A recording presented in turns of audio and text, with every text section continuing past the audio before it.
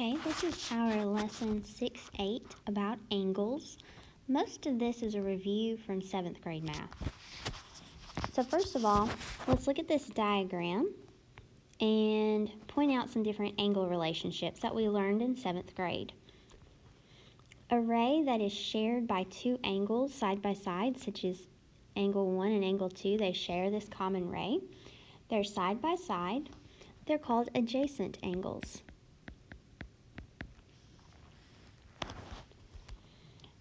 And then if you have something like this angle 2 and angle 3, notice that they are, that together they make up this 90 degree right here in the corner. When the two angles add up to 90 degrees, they are called complementary. Complementary.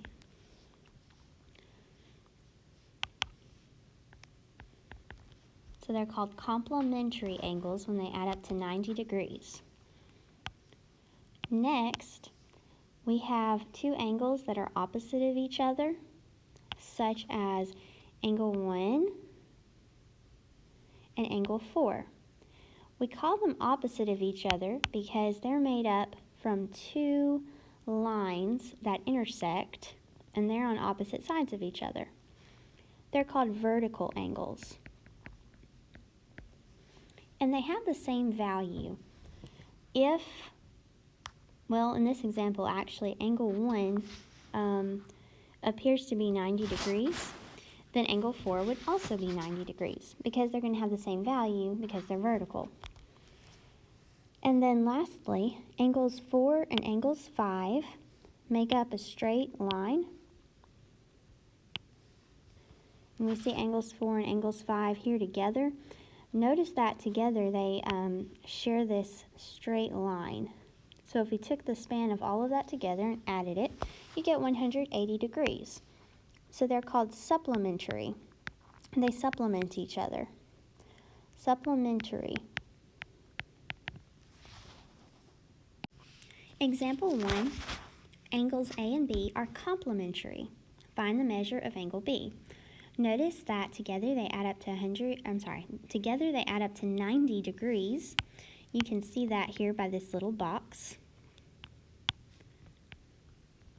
And we're told they're complementary, which also tells us they add up to 90 degrees. So we're going to take angle A, the measure of angle A, which is 55 degrees, and we can add it to the measure of angle B. And we know together, since they're complementary, or they also make up a right angle, that they add up to 90 degrees. So if I know that a portion of that is 55 degrees, to find the other portion, all I have to do is subtract 55. So when we do that, we get what remains. The measure of angle B is 35 degrees. And you could go back and check and say 35 plus 55, it does equal 90, so this works. Okay, example 2, we're finding the value of x. Notice that we're given two angles, but we're not actually given any exact measures, but we're given some information. We're given that this angle is x degrees, and this angle is 3 times x degrees. And you just look to see what kind of relationship these two angles might have. And we see that they make up 180 degrees because they have a straight angle that they add up together to.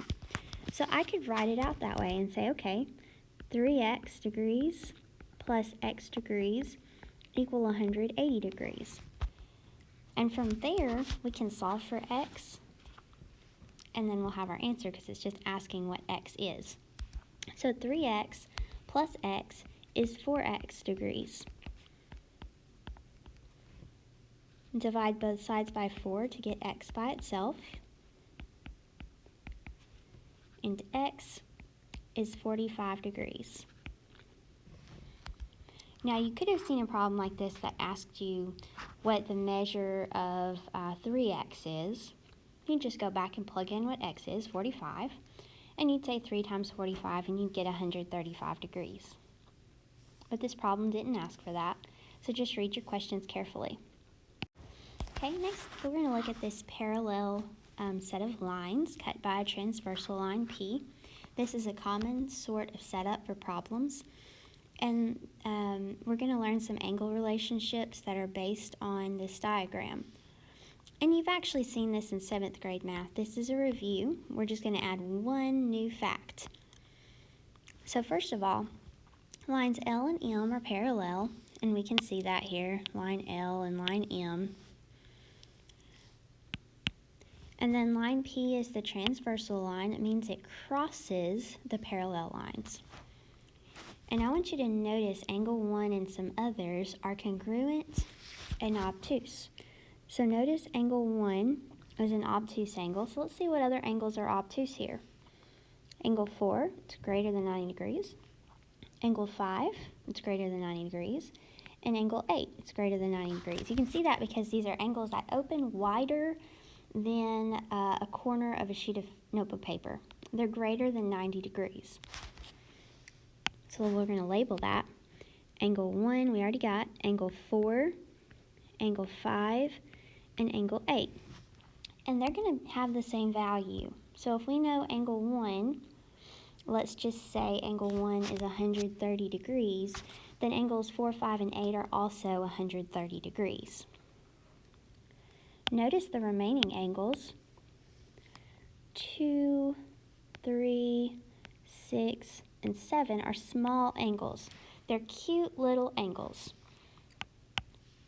So I'm going to go ahead and note these 3 angles. Angle 3, angle 6, and angle 7 are congruent. They're going to be the same. You could notice in the diagram they appear to all be the same, and they are. And they're cute little angles, so they are acute. They're smaller than 90 degrees. Now, we've seen some of these next definitions, these angle relationships in 7th grade, so let's review some. When you have an angle that is in the same position but different intersections, it is called corresponding angles. Corresponding angles. An example of these would be angle 1 and angle 5. They're in the same position but different intersections. Our next definition would be alternate interior angles. Alternate interior angles. Alternate means opposite sides of the transversal line. Interior means inside the parallel lines. So these would include 3 and 6. They're on opposite sides of the transversal line P, and they're between the parallel lines L and M. And they're going to have the same value as each other. Our next definition is alternate exterior angles.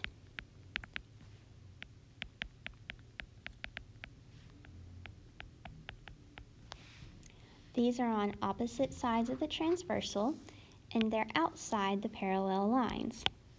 So some examples would be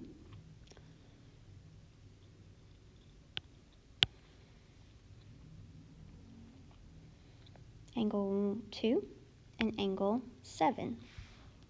They are on opposite sides of the transversal line and outside the parallel lines. Now our last angle relationship is new for 8th grade. It's called consecutive interior angles. Consecutive means they're on the same side of the transversal. Interior means they're still inside the parallel lines. So this would be, for example, angle 6 and angle 4. Now you'll notice those are not the same angle measures. They're supplementary to each other. They're not the same. The other three that we have just named, corresponding angles, alternate interior, and alternate exterior angles, all have congruent measures, but consecutive interior angles do not. And sometimes you might hear them called same-side interior angles.